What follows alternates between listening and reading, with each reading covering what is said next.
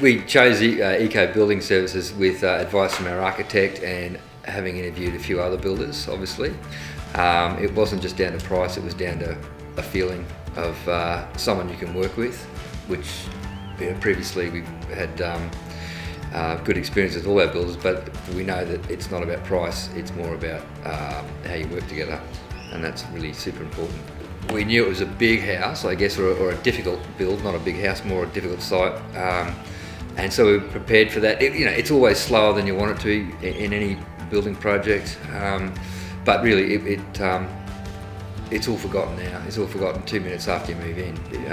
Once you've got what you want and it's well built, and overall it's been as good as it could have been, I think. Yeah. It's probably not my impression, it's actually looking at other people's impression of it. We live in a one-way street and people walk their dogs past here regularly, and normally they just go past, now they're all stopping, saying g'day, asking questions. That's how you kind of know that it's different to the other new builds in the street and around the area, because it's attracting a different level of interest, so I can put it that way. Once the concrete pours are always exciting, but once the pool and the top slab was done, I don't think there was anything that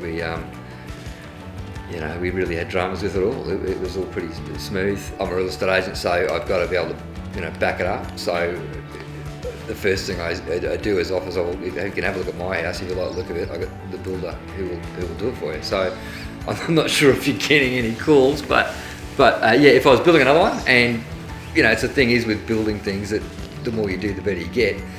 I'd talk to agents straight away. Well, I'm a real estate agent, and I sell Queenslanders timber houses, post-war homes all day long, but I don't live in one.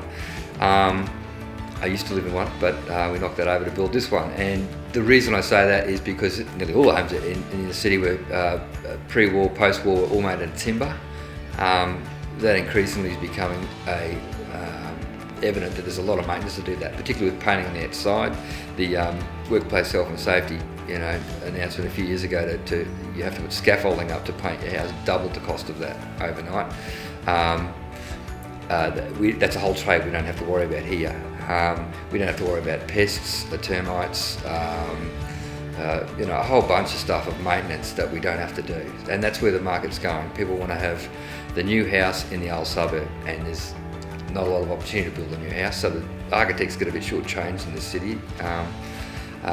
But to be able to do a new house is fantastic, because you get to use all the new technology and all the modern techniques.